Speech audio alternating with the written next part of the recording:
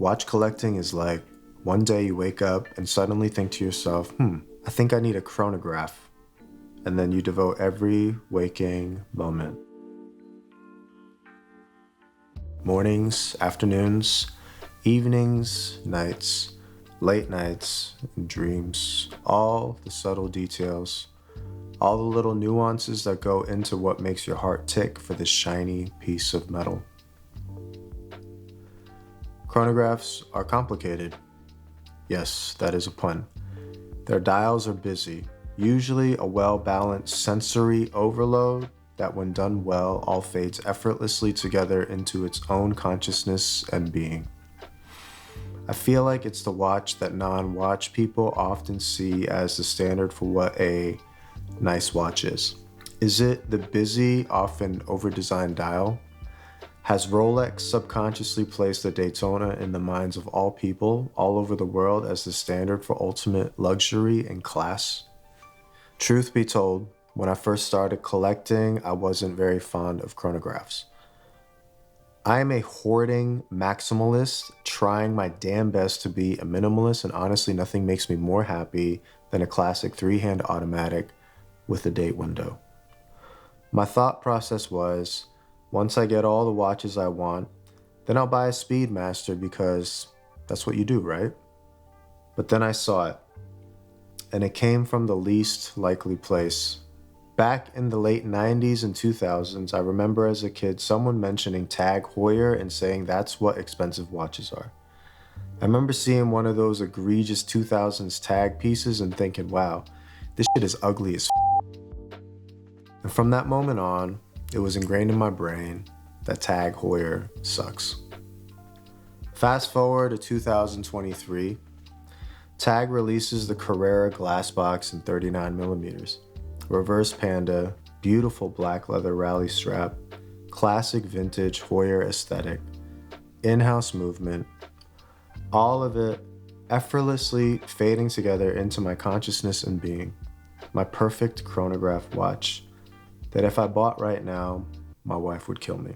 I can't casually drop $6 grand. $6 grand's not even like birthday money, maybe like 50th birthday money. $6 grand is like, I would have to run out of a burning down house having saved a baby. That's like $6 grand type of money right now. Either way, I don't have it. About 6 months ago, I sold my SRPD 6-1. I love that watch so much, but knew it was time to move on. Back when I first started collecting, I made it a conscious point to always have at least one Seiko in my collection at all times. The natural progression in Seiko would be to start browsing the Prospects and Presage lines. And then I saw it. The Speedtimer recreation of that 1960s classic.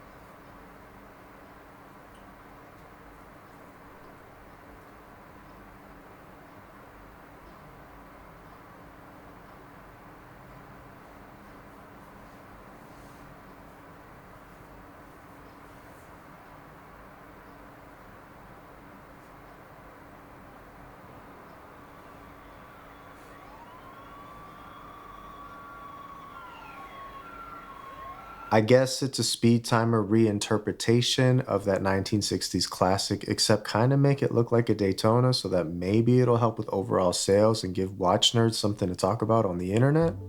Either way, I was intrigued with obvious pros and cons. More on that later.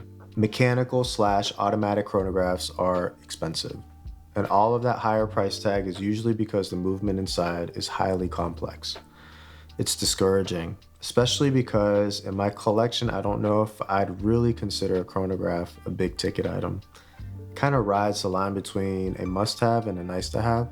Again, for $6,000, there's a whole other list of non-chronograph watches that I would much rather buy. Quartz is somewhat of a controversial topic, but it doesn't have to be. My mindset towards quartz has softened a bit, especially with solar quartz. Quartz is trading fascination and intricacy for reliability and practicality. Quartz watches can still tell a story. They can still have an essence about them, and when done well, can radiate beauty and class. I dare anyone to pick up the Speedtimer 41 and tell me that it's not a real watch.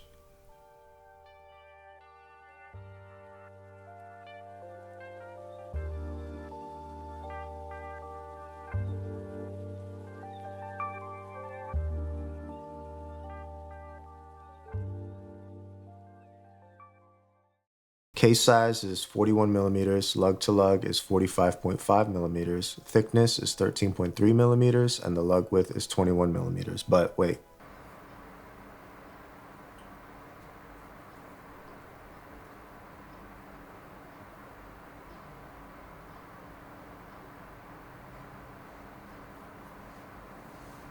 Oh yeah, there's two of them. This is the SSC911.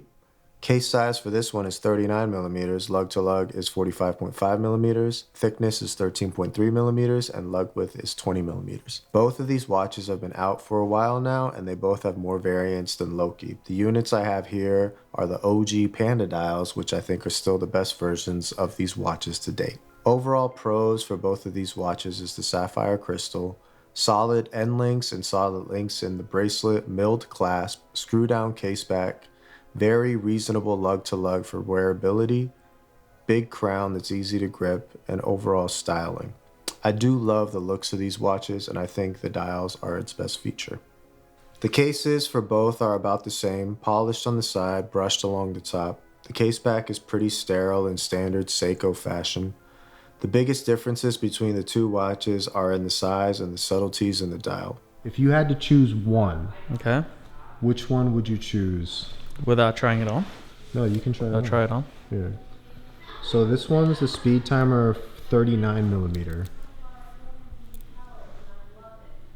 Okay.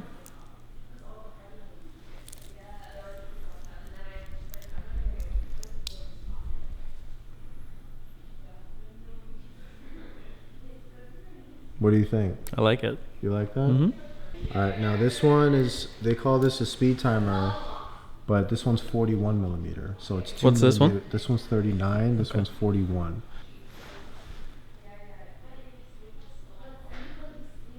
I don't mind this either.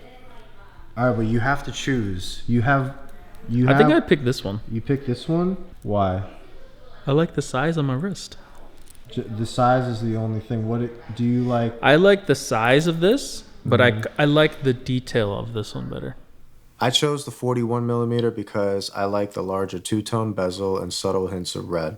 Some people say that the dial color on the 911 is silver. Honestly, it reads white to me, almost a sunburst shimmery white, which I guess can be very light silver. I don't know. I like the hands more on the 41 millimeter version. They are chrome black and have a cool effect. When looking straight on, they look black, but when viewed from an angle, they read as silver or chrome. I would say two of the biggest negatives of this watch, first being the date window. I'm always thankful for having a date window, but this one can only be read in like perfect lighting conditions. The second big negative is the end links. I feel like these end links were Frankenstein from like another watch or something. You can see how the end links dip under the case. I feel like they should have made the end links concave to match better with how the case is shaped. This might be too nitpicky, but it's something I noticed. Let's talk about the finishing. The indices are applied. The Seiko logo is applied. The subdials are the cells that absorb the light energy. Overall, I would say the finishing is done very well. I will say the painted Arabics and the minute tracks on the subdials, not the greatest detail, especially if you have it under a macro lens, but you put anything under a macro lens, it's gonna look, all the details are gonna be exposed. So that's something to keep in mind. Is it the best finished watch for 700 bucks? I would say probably not, but that's not the reason why you're buying this, is it? I also wish that this dial was bi-compact. The 24-hour subdial is a little unnecessary, and it's purely for show. Let's take this SRQ037 for example. I love the dial layout of this watch. I love the Prospex X on the bottom. I think it'll be cool if the solar Speedtimers had a bi-compact design with a power reserve indicator in the middle. Or if like the 24-hour subdial was adjustable like a GMT hand or something. I guess that would cannibalize their own product if they made it look like the SRQ-037, which is a watch that they're asking for $3,000 retail. It's a lot of money. I'd love to see the Prospex models with the X logo on the crown, with a clean Seiko logo on the dial. I understand branding and all that is important, but I think asking $700 for a watch that has an unsigned crown is a bit stingy. If you saw that watch, but then saw the sticker price of $675, would you still purchase that? The Speedtimer? I think for a sticker price, I wouldn't purchase it. No, you would not. No. But that's only after given like the time that I've had with it.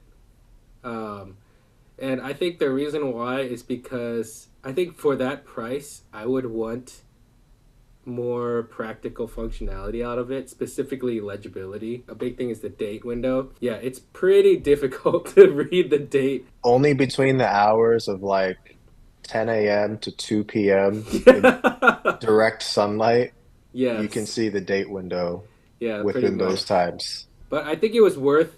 I think the watch was worth what I paid for it, which I think was a little bit under five or a little bit over 400. So Yeah, I think you bought your watch used from Japan. I believe. I believe like the eBay price was like 396, and yeah, then shipped it was like 414. Something pretty low. Okay, so then at like 400, around $400, would you say that with given, I mean, you've had the watch now probably close to 6 months, would you say that hmm 400 is a good value proposition for that? yeah, I think 400 is great actually. I don't know if I would pay like close to $700 for this watch. Personally, I don't know if the value's all the way there for a price tag at about 700, but I bought mine for like 400 bucks on eBay. And at $400, this is kind of hard to beat, especially with the build quality, especially with how the watch looks and how it feels. Sapphire crystal, solid bracelet, really nice design. I think the V192 movement, I have learned to appreciate owning a quartz watch and having solar quartz be an option because it's just so reliable for me, especially in those moments where I'm in a rush and I need to rush out of the house and just need to grab something. This watch is always there for me, always on time, always ticking away. And I think right now is a good time to go for this watch because the average street price on eBay or used in the used market is about 400-ish average. So at that price, I would say definitely yes, this is a great cop. I appreciate you checking out this video. The last video I posted, my 2023 State of the Collection, did very well, and I appreciate all the love, the comments, the likes on that. What are your thoughts on the Speedtimer? I want to know personally, just because I want to kind of get a gauge of where we're at as a community about these watches. Do you love them? Do you hate them? Do you not mind them? Are they the best chronographs to get at the price range right now, around 400 street price? Let me know your thoughts below. Would love to hear them. And I appreciate you coming to chill again. It's been an amazing first few days of 2024. Let's keep this energy going. Positive in the right direction, you know what I mean? And I'll see you in a bit. Peace.